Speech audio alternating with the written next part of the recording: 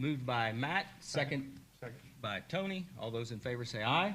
Aye. Anyone opposed? Carried.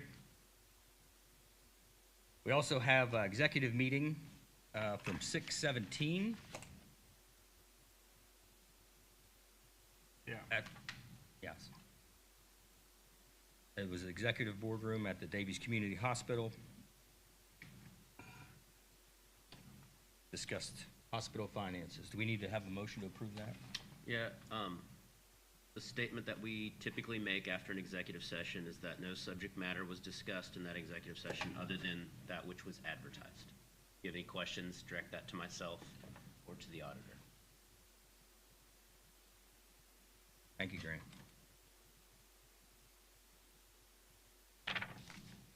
No action required on that? Okay. Okay, the third item of business is the Odin Winkelpleck Library Conflict of Interest Statement. I think this is related to the appointment that we just made. The conflict of interest statement is from a Scott Borders, who does basically lawn care and maintenance there on the grounds.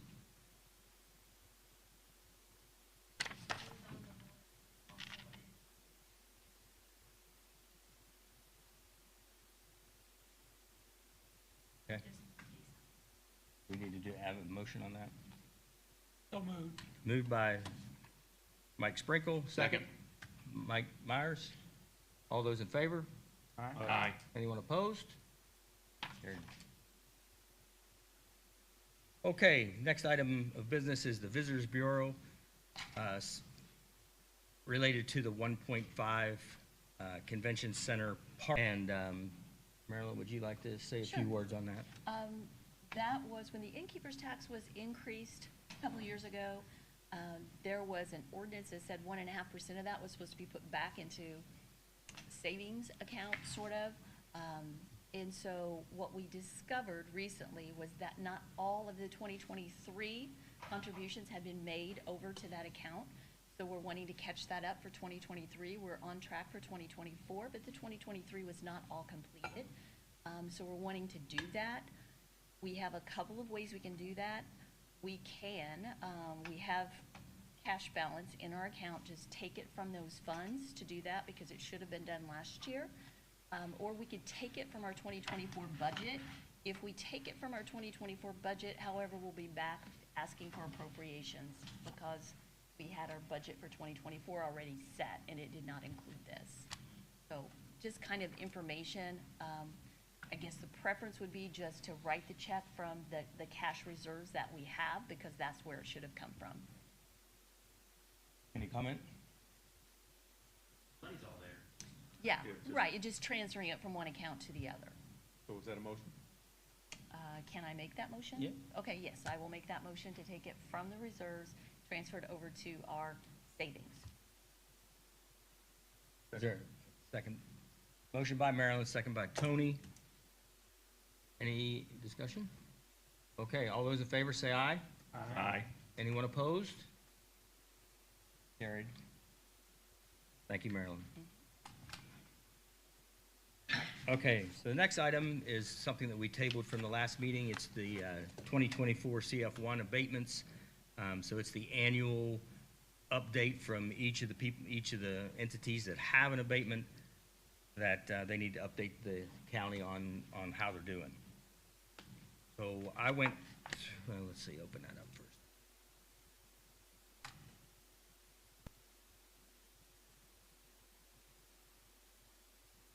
So I did go through and review those, and I'm sure you guys and girls also did.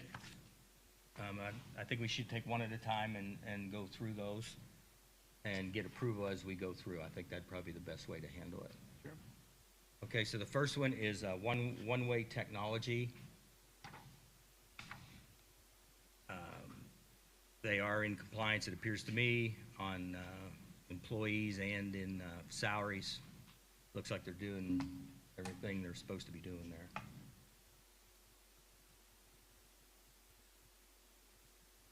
Any comments on it? Good. I would entertain a motion to approve. So moved. Moved by Matt, second by Marilyn. All those in favor say aye. Aye. Anyone opposed? Okay, the second one on there is Apex Enterprises. Reviewed it also for positions and salaries, and they also are in compliance. Move to approve. Moved by Mike Sprinkle, second. Matt Meredith.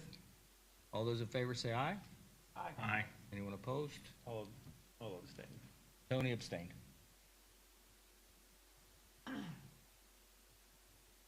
Okay, the third one on there is Daviess Martin RTC.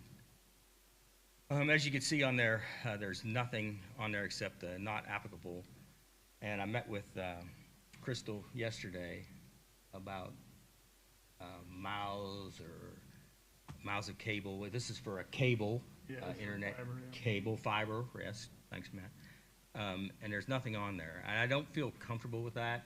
I'd like to know that they are actually reaching the rural areas of the county, and I'd like for a representative from RTC, just my opinion, to come to the meeting, next meeting, and update us.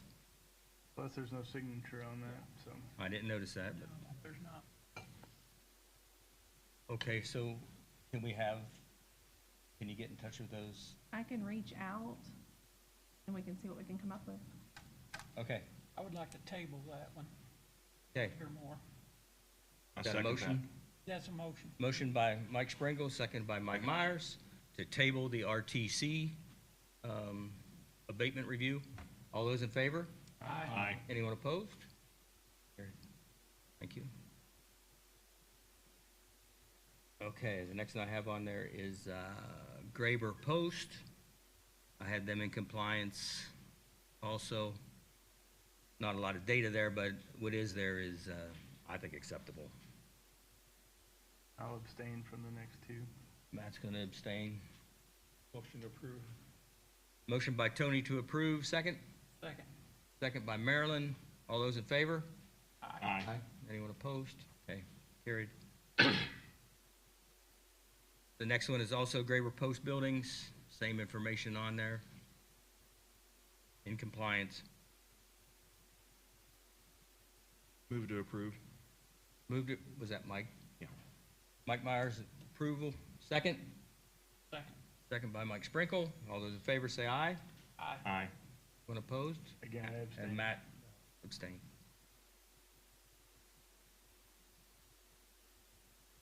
The next one is GPC, for the what is that? Melexetron? Maltodextrin. Maltodextron, thank There you. you go. Expansion that they had, that was back in 19. Looks good to me. Yeah, it does. Mhm. I'll make- Motion to move, approve. Motion by Mike second that. Sprinkle, second by Matt Meredith. All those in favor say aye. Aye. Unopposed, carried.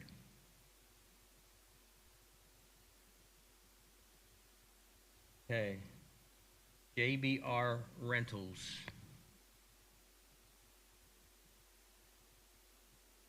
They appear to be in compliance also.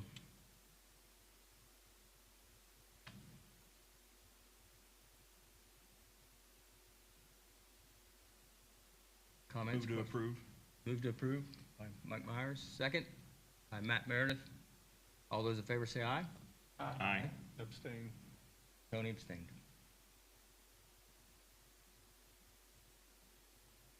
Next one we have on is Maysville Properties, the warehouse 2017. They are in compliance. So moved. Moved by Matt, Second. second by Mike Sprinkle. All those in favor? Aye. Once again, both of these I'll abstain. Okay.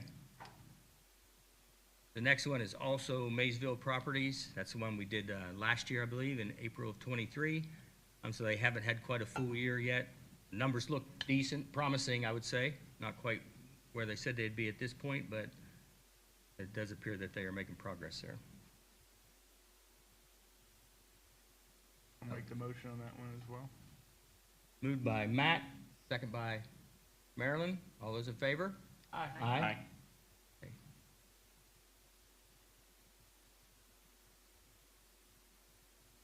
Next item is Melrose Westgate Holdings. But they are not in compliance. This is the one that Tony and I actually went up and visited last year. Salaries are 14% below, and the employee number is 45% below. That was done in 2017, March of 17. I know we've run across this in years past, that a lot of these are spec buildings, and sometimes they get occupancies and sometimes they don't. It kind of fluctuates. These are a little harder to gauge, seems to me. They actually do have, they have an operation there. Tony and I witnessed that, and they have a lot, there's employees that go between several different functions there that they do. So this is the ones that they're claiming for that actual warehouse there that they're working at, so. I would move to approve this.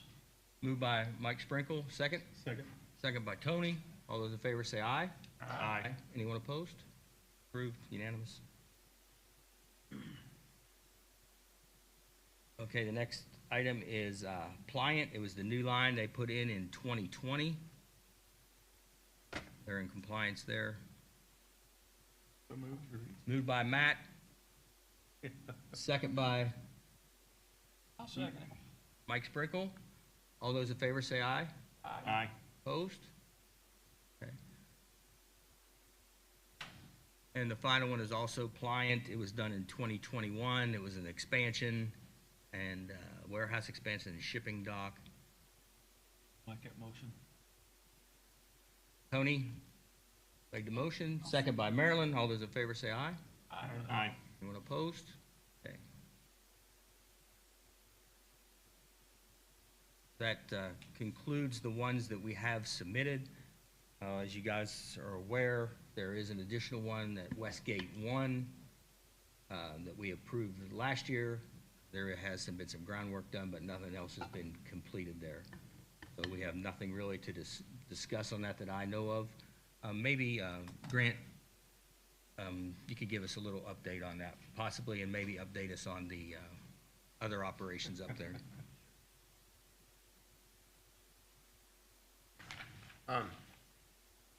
Maybe if you would, Jen, might pass out after the meeting the minutes where they approved Westgate 1's abatement a year ago, just so that they're refreshed about what this is. Haven't received the CF1. There's not a lot to talk about there. But there is some promising action up there that relates to Westgate 1 and to Strongbox. They triggered their option agreement 2 weeks ago. There's been discussions between the county and that developer about development in Westgate. That's exciting. They are supposed to provide some additional information here in the next couple of weeks, and then it will be the RDC's decision about what they do from there and how much they choose to work with Strongbox on their projects up there. So the two things are related, generally positive, but obviously things don't always play out the way that people hope that they'll play out when government funding is involved. So apparently with Westgate 1, they were waiting on money from federal legislation, and they're still waiting. With the upcoming projects, that is apparently not the case, that those are privately funded, so that's positive.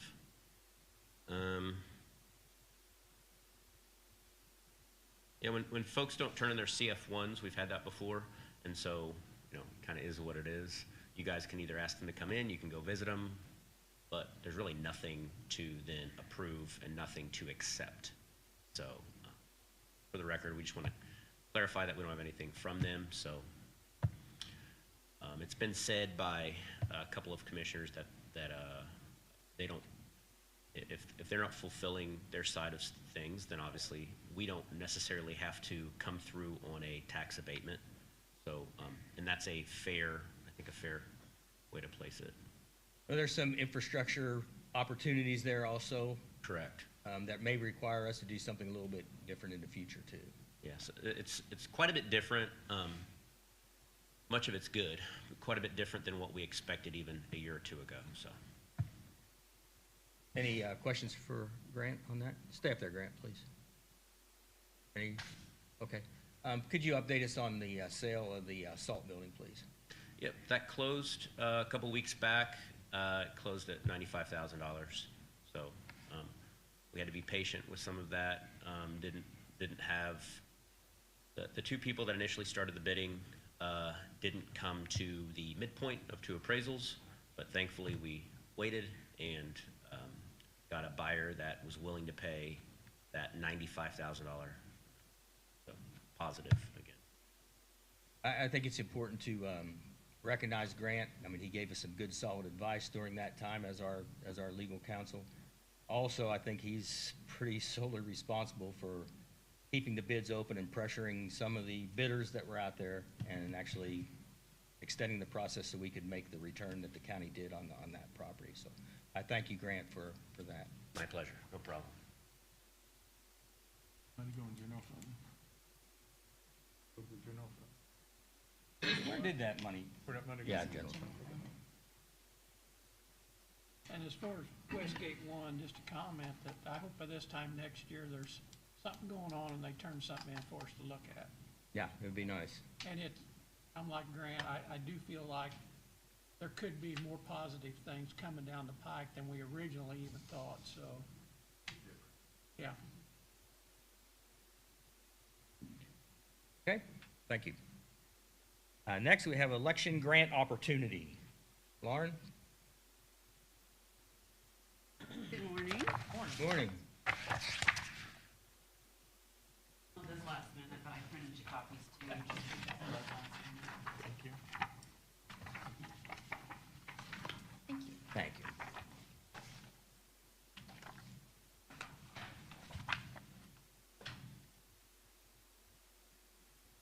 Somebody must have been busy, already put a copy in mine. Okay. I do apologize, it was last minute. The grant that we got previously was announced later in the fall, and then it was presented in January. And this one, they decided to do it right away because a lot of people needed stuff for the fall election. So it was just announced last week, and it's due the end of this month. So it was a little bit rushed. But I came up with some things that I thought would be helpful, so I wanted to see if I could get those. The first thing is, we went to vote centers last year, but unless you are in a municipality or you voted this spring, you still don't know that they're vote centers. That's just the way the public view is. They're not aware yet. And I know that the turnout will be a lot higher this fall than it was this spring for voting. So I want to make sure that we get enough information out there. So I really tried to blast it already the last 2 years. But I would like to buy full-page ads in both the Washington and the Odin paper 3 times in color to just really stand out to people that get the paper. I'll continue to do all the other things. I'll still be on the radio. I'll still have it on Facebook, et cetera. But those were just some things I thought would maybe really jump out to some people. That just tell that we're vote centers. You can vote anywhere. These are your location options. So if we get that grant, it's $1,068 for the Odin Journal and $1,725 for the Times Herald to do that. And then we also, all of the poll pads that we have, those are the ones that we use to check people in. We have 26. They're all used in all the locations. We have 2 poll pads at each location. I feel like this fall is going to be the busiest election of the 4-year cycle. So I have 5 of my poll pads that I'm going to reprogram after early voting to be used again on election day so that we can have extra workers at the 5 locations I anticipate being busier. So there's an extra person at those 5 locations to check voters in to get them moving through quicker. And I can do that. I can reprogram it. It doesn't mess up anything. There are no votes on there. That just shows who was checked in. But it would be easier, obviously, if I had an additional 5 poll pads. So that was something else I asked for, and that's $9,850. If I don't get them, I'm still fine. But that would just make it more convenient for me. And then the third thing that I asked for is 3 extra voting machines, because we are using all the voting machines in all the locations too. And I actually have a loaner machine right now from our microvote company just to use for training, which is okay, but it would be nice if we had our own. So I'm asking for 3 extra machines so we can have one for our training classes for poll workers, and then 2 backups in case one fails at a location. Instead of just pulling it and being down a machine, I can swap it out for a different machine. So if we get that, it's $14,400. So I'm fine without any of these, but these would all be very beneficial if we got any or all. If you get the grant, that's what you'll use the money for. Correct. And we have to prove that to them before we have to pay it and then get the money back. And we did that for the other grant. The account goes in the negative just briefly until that check comes back, and that's just how they do the federal grant, so, yeah. Okay, questions for Lauren? We need to take some action to approve her applying for the grant. I'll entertain a motion for that. So, So move, Marilyn. go ahead. Moved by Marilyn, second by Matt. All those in favor, say aye. Aye. Anyone opposed? Okay, carried, unanimous. Lauren, could you update us on the moving of the machines too? Do you have any new information on that? The last I heard, Nathan was going to talk to Scott to see if Scott and Rodney was able to move them for the early voting. I'm still working on the Saturday and the election day moves. I did get quotes from Tom's Moving. I'm not sure if we're gonna go that route or come up with something different. Scott's looked at maybe renting a trailer, like a U-Haul trailer to move them in, or renting a handicap large van that has a ramp to move them in. The issue for everybody that you don't know, we have VVPATs, they're verified voter paper trails that go with the voting machine. So we had used them in early voting in the past. You only had to have a certain percentage, but this fall they have to be on every machine. So that's an extra case that's about so big, and it's super heavy because it's metal, it's secured. So that has to go in there. Well, in the past, we've had the verified voter paper trails and we've had the voting machine. Now they gave us one big case. So it's about this tall, it's about this big, and it's 55 pounds. So in the past, I've just moved them, or my poll workers have just moved them. Well, it's a lot for anybody to move at this point. So that's why it's now a concern. And that was state statute that we had to go to those this fall. It wasn't something that we chose to do. It has nothing to do with vote centers or anything. It's just, Well, the other big thing is that we can't do it at the courthouse, obviously, so she's having to go up to the right. The Kiwanis building. Yeah, normally early voting, the 28 days of early voting is in-house, so it's not a problem. But to move them every morning and every evening to the Kiwanis building is challenging in itself, let alone the 55-pound. We're down at the courthouse, they were secure, and we did not have to move. Once they were set up, boom. they were there. Correct. Everything was just sealed and locked. So even if we have to go that route, it's just gonna be probably a one-time thing, at least for the Kiwanis. For the early voting, Early exactly. For the Saturdays and election day, we'll still move them, but that's not as big of an issue as the everyday. Okay, questions? Thank you, Lauren, appreciate the update. Do you want me to do the other things that I have on the agenda or wait on that? I guess we can while you're up there. Okay. I've got, my girls are scanning papers still. We've had way over 100, I don't have the count right now, but way over 100 file cabinets that have been scanned. So if you think about how big a file cabinet is and how many individual pieces of paper can be jammed into that, they've done over 100 so far. So everything that was in the courthouse was scanned quite some time ago, and we started that project to get ready for the move because we didn't want to have to move all the file cabinets here, and everything's going digital, it makes sense anyway. And then we started doing some that were in storage just to have everything together versus part of them are here, part of them are there, trying to get it all combined. So they're still working on that. So some of the girls have volunteered to do that on their own time. So I've been paying that out of the extra clerical fund. They don't all do it and they don't all do it consistently, but if they choose to do that in their own time after work, then they can, and that's how I've been paying that. They're working on it during hours too when it's slow, but that's just additional to get it done as quick and as efficiently as possible. So the extra clerical fund doesn't have a lot in it because we hadn't used it in the past for anything.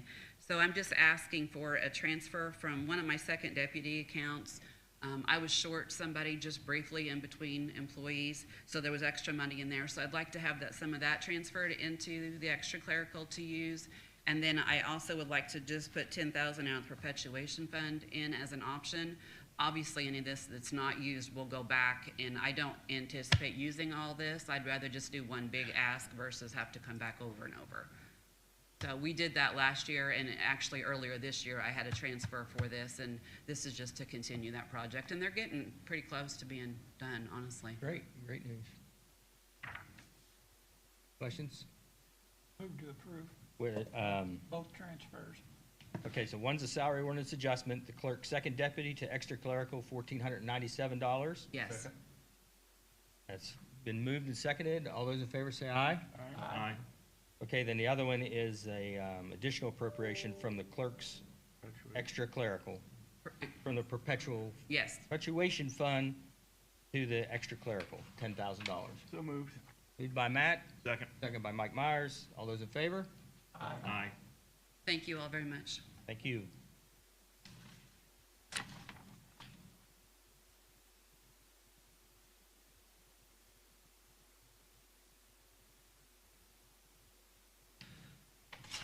Okay. Sheriff Allison, you want to talk to us about the jail commissary fund? Yeah, it's like twice a year I gotta present this to you for you guys to look over. If you have any questions, I'll answer them. It's in pretty good shape.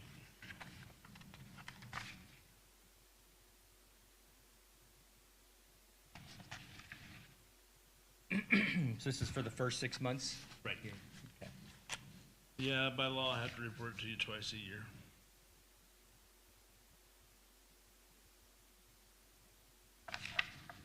We have to take action or just see? Any questions? Thank you. Okay.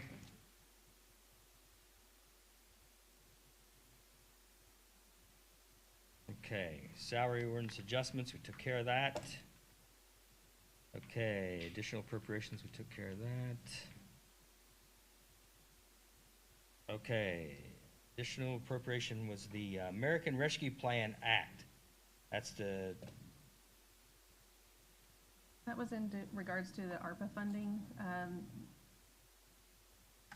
There was a refund in some of the expenses that were done from last year, so we've received a little bit of cash back into that. So we'd just like to have that appropriated so we can apply it to our courthouse renovation payments.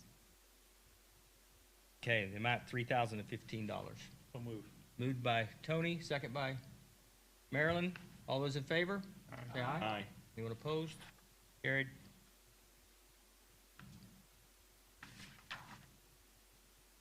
Okay, the next item we have is immunization grant fund, 8912.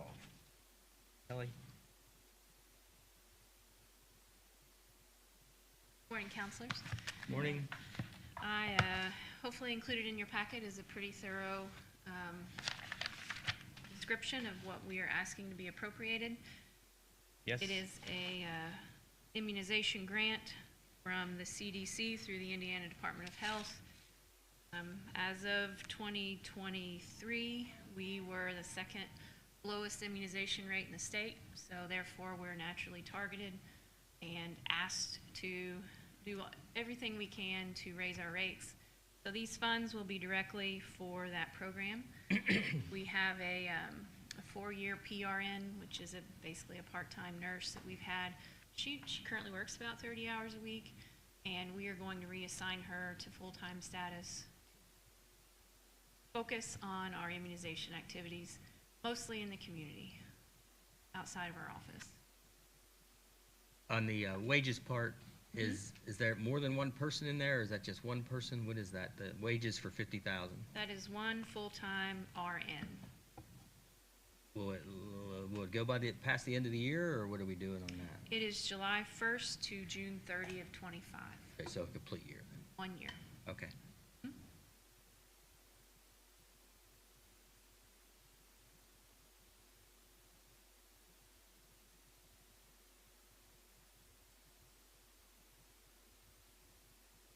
Which, yes, so I'll have to come back at budget time for it to be reappropriated in 20. Good point. So will it just be roughly half of that then we're talking about for the? Yes, Okay, because she will be salaried, so it will be a set bi-weekly amount. So we'll expend half of that by the end of December, and the other half, So we're increasing the immunizations. that's the goal. So there's no expense for immunization. We already have those. Well, for most, here's how immunizations work. We have 3 types of payers. We have the state pays it, it's for free if you are within a certain Medicaid threshold. We have self-pay individuals, primarily Some of our religious communities, they're self-pay, but then our third are insurance billables. So we have the individuals that pay for the vaccine itself, and we also have insurance reimbursements. So we have that rolling over immunization vaccine fund that you all are aware of. So we do receive some income, but we also, a lot of it is provided either at discount and or through other state funnels. So no, this is all for overhead and costs associated with the overhead. We are purchasing, if you look at the equipment line, we have multiple freezers, two refrigerators and freezers. 2 of them are off-site, but the 2 we have on-site are 8 years old, and we are to be replacing those with Helmer now.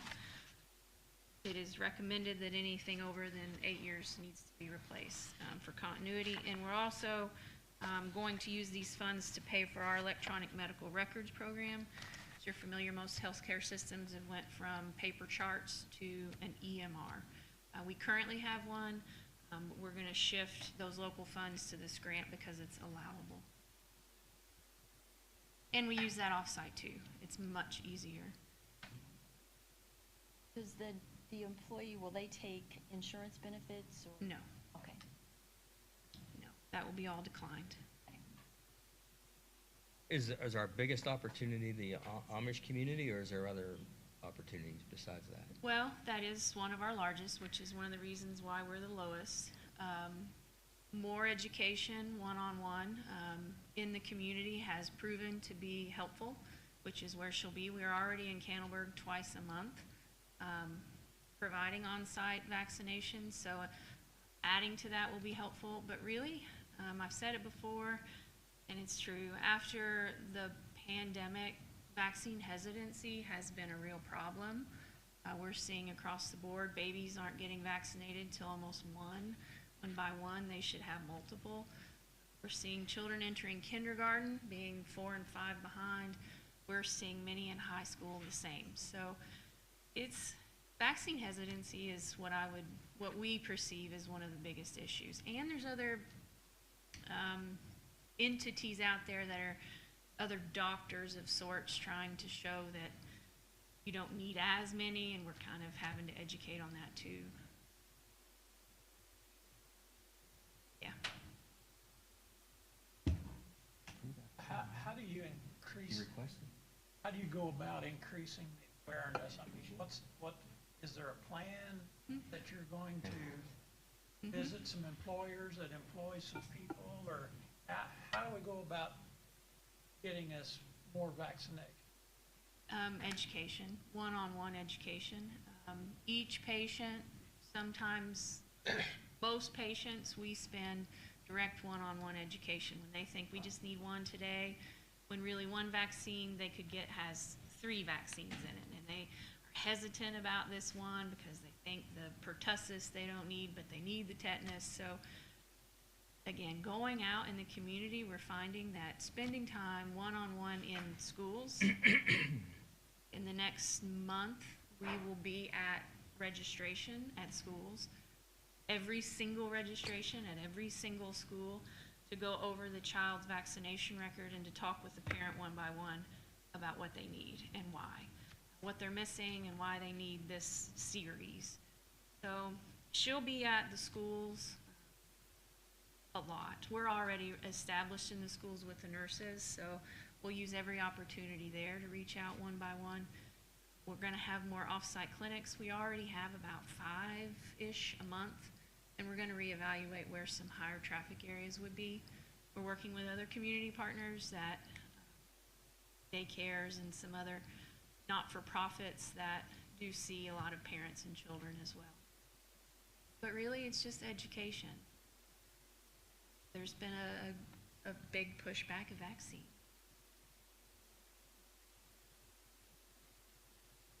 Media doesn't help much. Other questions? Kelly, if we just approved half this appropriation for this July through December period, would that be the right way to handle it for you?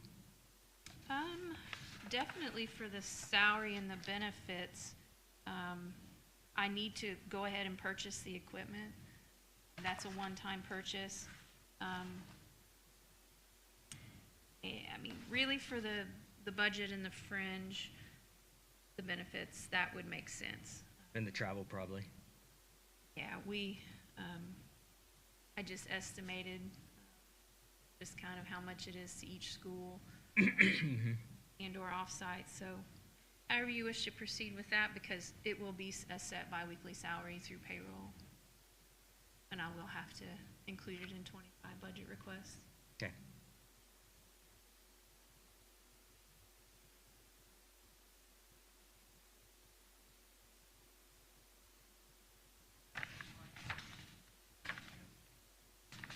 For today.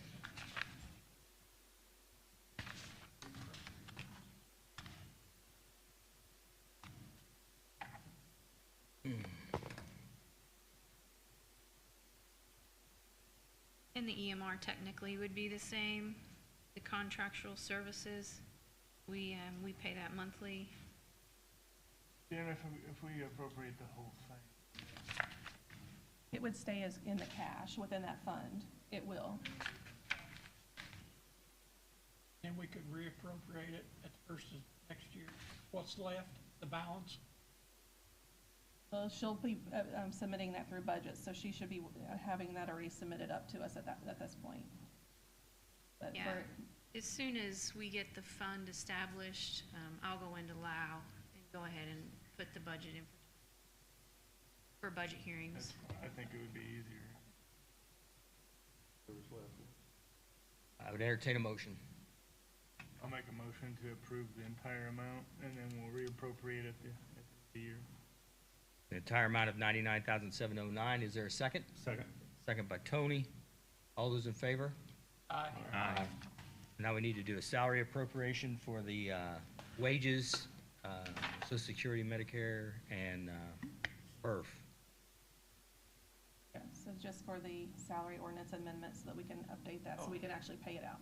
So moved. Moved by Matt. Second. I'm sorry. Second by Marilyn. All those in favor, say aye. Aye. Opposed, same sign. Carried. Good. Thank you, Kelly. Thank you.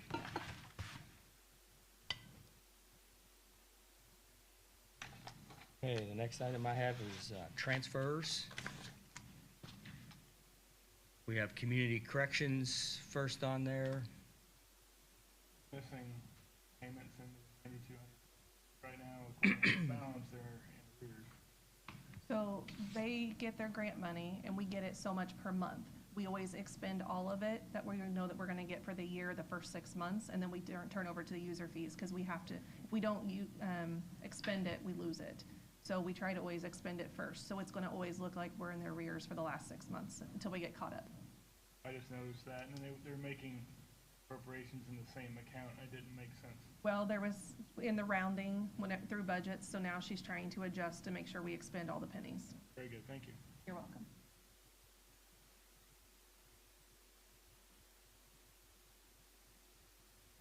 Oh, can we handle those all at once? Yeah. Okay, so for the community corrections, we have transfers from multiple different areas into travel, drug and alcohol training, program supplies, all this is state money, right? State grant money, yeah. Program supplies, and office supplies. And I didn't total all that up. I don't think there's any big line items on there, actually, but.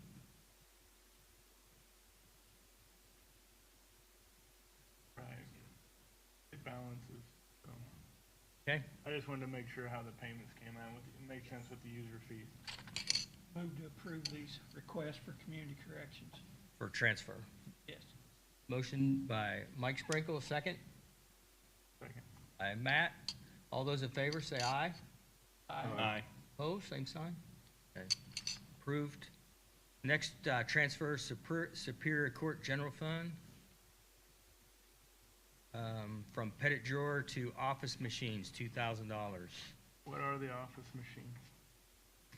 My understanding is it's to allow his associates to work from home. Oh, I mean, Is it on there? Here's my thing, and this is a general statement, and I'm not picking on this, because other ones provide more detail when they do things. But I don't know what, like when somebody requests money and I just say for office machines, I don't know if it's a Okay. $100 printer or if it's a $1,000 printer. Yeah, it says to pay for printer and other new office machines. Judge's on vacation, so you're not gonna find out today. Well, that's what I'm saying. Do you wanna, Well, I just think in general for, I mean, as we go through all these, we've asked before Yep. with all the departments to provide more detail so we can make an informed decision. And when we just have a blanket like this, I mean, I'm not saying that this isn't good and we're not gonna do it, 'cause I think we need to make it done. I mean, but I just don't know what it is. fair question. Yeah, I mean, I'd just like to have a little more detail. We've had this discussion before. Okay, is there a motion to table it then? I'll make a motion to table it and just for more information. till we get a Motion by breakdown. Mac, need more information on the, request for I'll second Superior Court. Second by Mike Sprinkle. All those in favor say aye. Aye. Just, Both? yeah, just as a general statement, I mean, for each department, it's hard to, like I said, I'm not opposing it at all. I think we need equipment and things, but I don't know what it is. You know what I mean? So I can't make an I know informed. exactly what you're saying. I thought we had stuff We've to asked take this home. before and then. It also yeah. leads into budget time to maybe spend a little more time. It's easy to come back and ask for an additional appropriation. There needs to be a little more homework and legwork on the front end with some of this stuff. The well could go dry and they might get the answer no, so It was a transfer. I understand. Okay, okay, I'm talking budgeting now. I understand. I mean, if Dale is available to come over and talk about it. Okay, so, It's gone. yeah, I mean, that would be information that would be available. Did you have something, Grant?